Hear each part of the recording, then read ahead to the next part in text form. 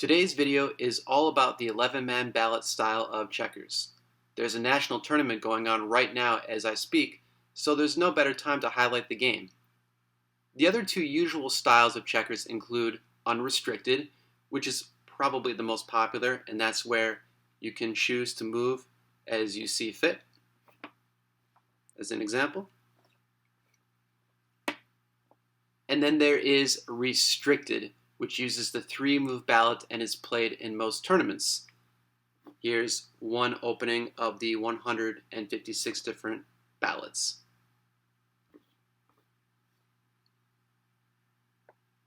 Grandmaster Richard Pask describes 11-man as an esoteric style of checkers, and I couldn't agree more. There are 2,500 unique openings, and there is very little play in terms of published play and literature. So it's a style that suits the crossboard player well, and it's all about brute force visualization. Just like with 3-move, it uses a deck. One piece is removed from each side of the board. So say removing this piece and removing this piece, and then one move is made. So here and here, for example. So there are elements of 2-move involved here. It may come as a surprise for those that know me and have been following this channel for a while, but I actually love this style of play.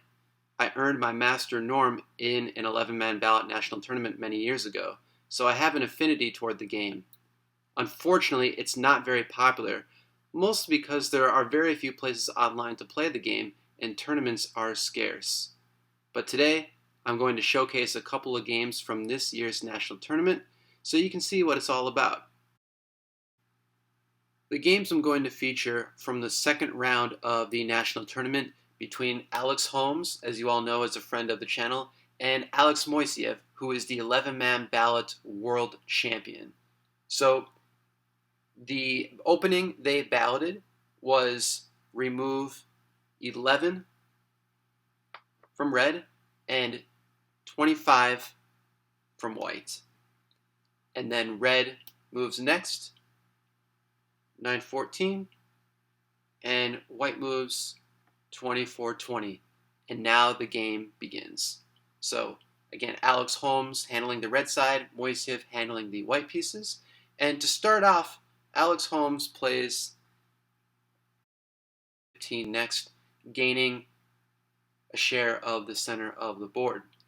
Moiseev tries a flank attack with this 22-17, which is a very good move, and Alex Holmes decides to really simplify the game, attacking white's double corner by moving 15-19 next, probably the best sequence. I spoke with Alex after the game, and he did not like this 6-10 development. He didn't like the way that all played out, so he went with 15-19.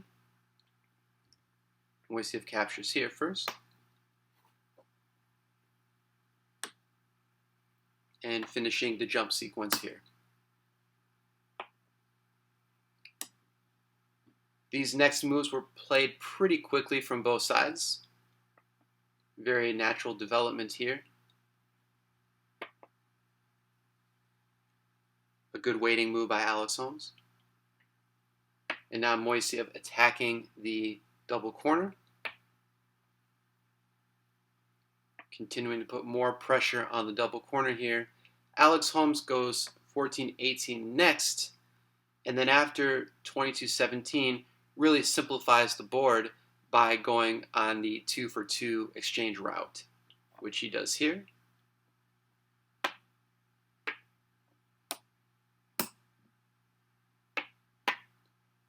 Which really forces the reply from Moiseev by going 31-26, preventing the easy road into a king.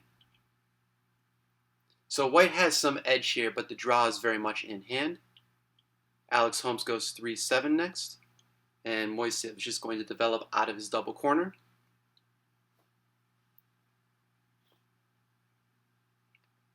And now another good key waiting move with 1-6 because 8-11 cannot be played.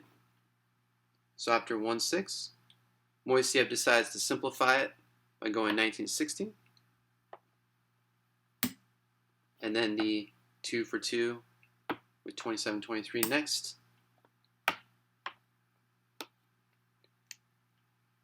And now Alex Holmes can play this, plays 7-11, exchanging out, forcing Moiseev to move this piece.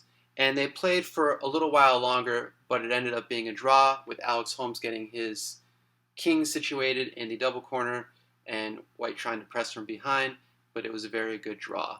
I'll now show the other side so you can see it from Alex Holmes' perspective next.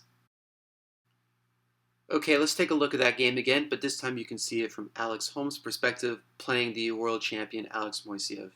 So again, removing 11 from red and 25 from white, playing 9-14 and 24-20. So again, this 10-15 move, 22-17, and then simplifying the matters with 15-19. The 7-14 capture is inferior. By playing 6-15, you're building that solid double corner line attacking White's double corner.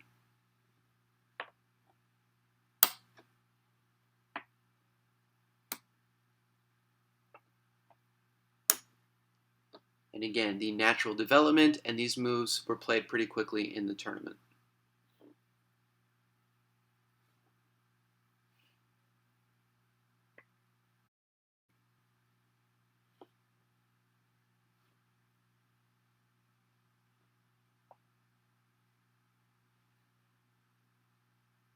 And now the 2 for 2.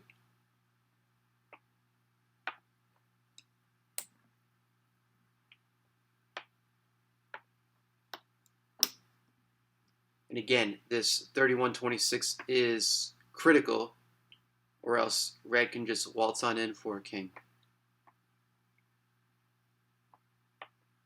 Developing out of the double corner.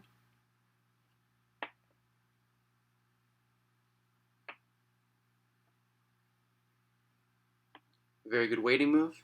And then the 19-16 2 for 2 coming up here.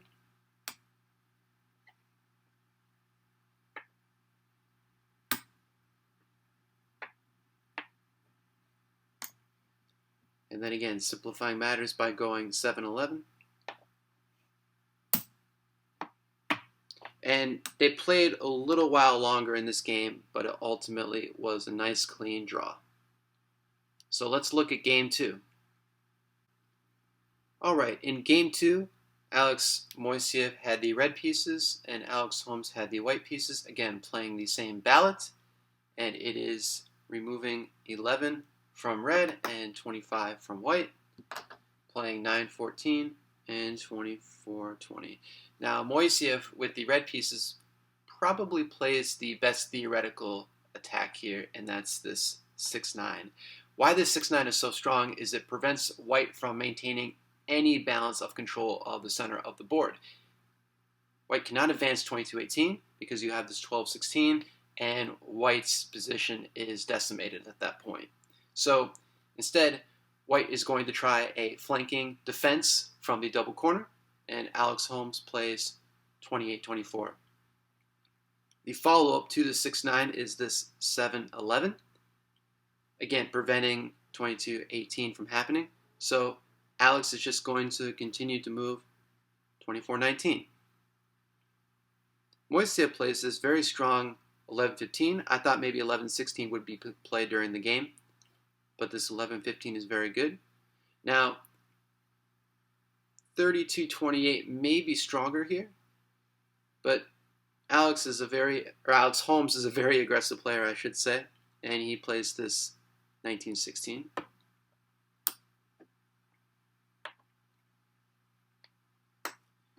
And now Moiseev is going to attack this piece on 16 by going 8-12. And then Alex Holmes plays again this very aggressive move of 16-11. So instead of attacking this piece right away, Moiseev waits 15-19, which is probably best. And now Alex Holmes plays this 27-23 to remove the intruder. Now, 1-6 is probably best, but Alex Moisia plays this 3-8, which requires Alex to make a pretty phenomenal star move here. So after this capture, Moisia is going to capture this piece back, stranding this piece. What Alex Holmes does next is he plays this 26-23 move, again forcing Moisia to capture this way. Capturing this way would do no good. So after this capture, and now red is going to be up a piece, but after this 31-27 move, red has to give some pieces back. It can't go here or here because you have the triple jump. So after much thinking, Moisia plays this 15-18. In the post-mortem analysis, he looked at 9-13 and 1-6, but this 15-18 is actually probably best that was played during the game. So after 15-18, returning the pieces.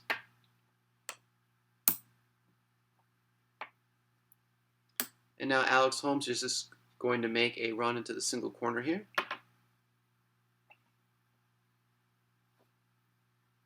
And Moisia is going to develop out of his double corner to get into this part of the board.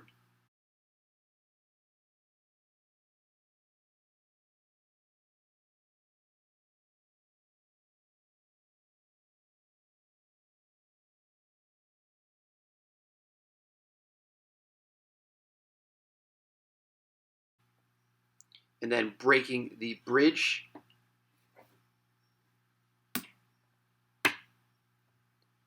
Red getting a king here, and white crowning here. Alex Holmes offered a draw at this point. Moisia thought about it for a few moments and then accepted the draw for a very good game. So let's take a look at the other side now. Okay, let's play this game again, but this time you can see it from Moisiev's perspective. So again, removing 11, removing 25, playing 9-14, and 24-20. Again, Moisia plays this very strong 6-9 move, preventing this 22-18 advance from happening. After the 28-24 development, 7-11, 24-19, and then 11-15, and then Alex Holmes playing very aggressive here.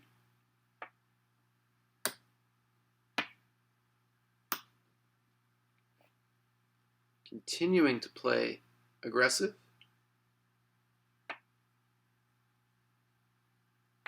And now again, this 1-6 may be stronger, but this 3-8 is also good, forcing the reply.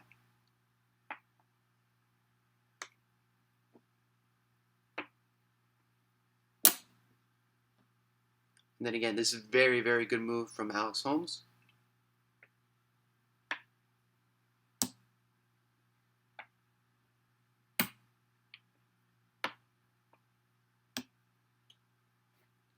And again, threatening the 2-for-1 here. But Moisia plays this 15-18.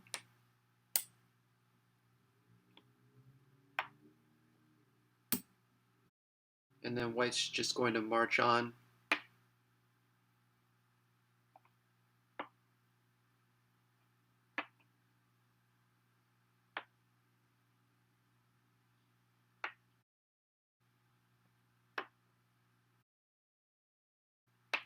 Again, very natural, very forceful here.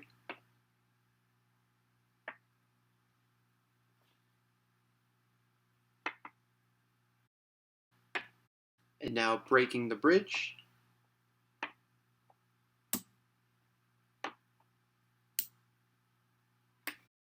Crowning here, and crowning here for, again, a very, very, very good draw. I hope you all enjoyed this video as an introduction to 11-Man Ballot. I'll post a couple of links in the description if you are interested in learning more about this game. You can also see more games from this year's national tournament on Watson Frank's YouTube channel, and a direct link to his page will also be in the description. Thanks, as always, for watching.